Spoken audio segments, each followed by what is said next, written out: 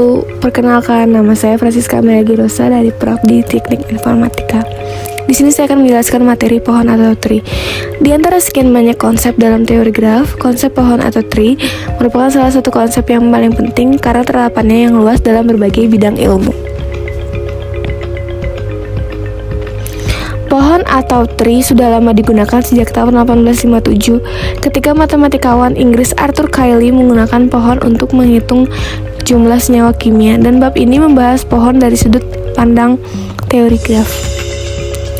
Definisi pohon atau tree. Pohon tree adalah graf tak berarah terhubung yang tidak mengandung sirkuit. Pohon biasa juga disebut secara khusus yaitu pohon bebas atau free tree. Definisi tersebut diketahui ada dua syarat dari pohon, yaitu yang pertama graf terhubung, yang kedua tidak mengandung sirkuit. Syarat ini harus dipenuhi kedua-duanya. Contohnya, G3 bukan pohon karena mengandung sirkuit, dan G4 bukan pohon karena bukan graf terhubung. Dan kita ketahui bahwa definisi pohon mengacu pada sirkuit. Definisi hutan atau forest adalah kumpulan pohon yang saling lepas atau graf tidak terhubung yang tidak mengandung sirkuit, dan setiap komponen graf tersebut adalah pohon. Sifat-sifat pohon. Teorema adalah graf tak berarah sederhana dan jumlah simpulnya n. Setiap pasang simpul di dalam G terhubung dengan lintasan tunggal, dan G terhubung dan memiliki M. Pohon berakar atau rooted tree adalah sebuah pohon di mana satu simpulnya yang dikhususkan dari simpulnya, dan simpul tersebut disebut dengan akar atau root, dan jalur-jalurnya digambarkan menjauh dari akar. Berikut adalah contohnya. Simpul V1 adalah akar, dan simpul V4, V5, V6, V7, V8 derajatnya 1. Jadi titik-titik tersebut adalah daun, dan ke titik-titik tersebut merupakan titik cabang. Berikut adalah istilah-istilah dalam pohon. Ada anak, yang pertama anak, orang tua, yang ketiga lintasan,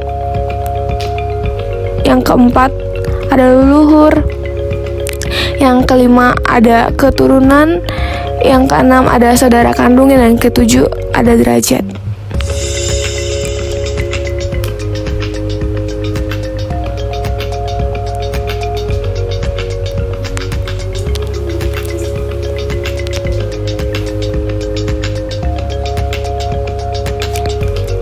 Lalu ini berikut adalah contoh dan penyelesaiannya.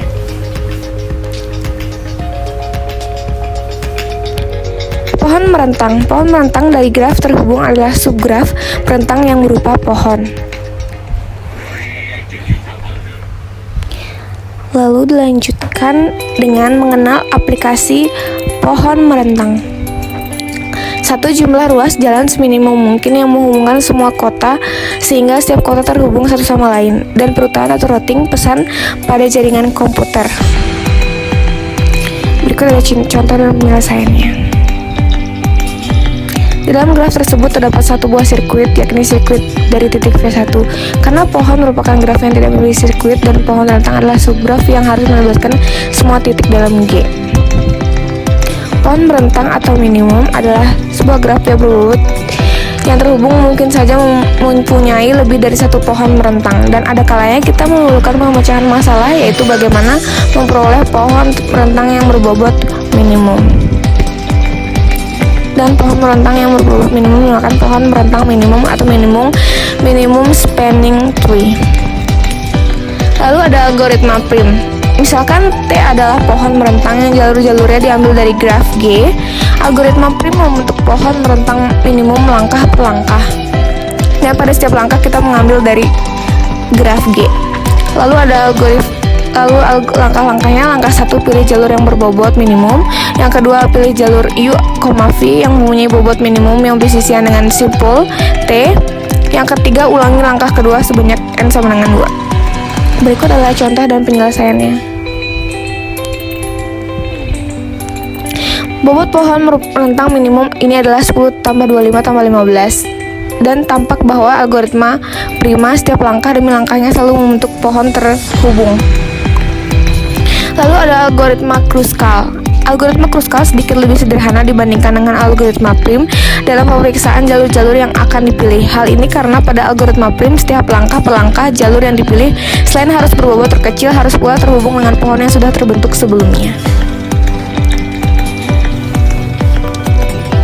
Berikut ada langkah-langkahnya. Langkah yang pertama adalah persiapan. Jalur-jalur pada graf diurutkan dari bobot yang terkecil hingga terbesar, lalu terima si kosong. Lalu yang kedua, pilih jalur dengan bobot minimum yang tidak membentuk sirkuit di tree.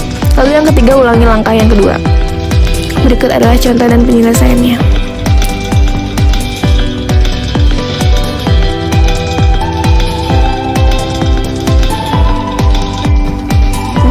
Jadi sekian dari saya. Terima kasih.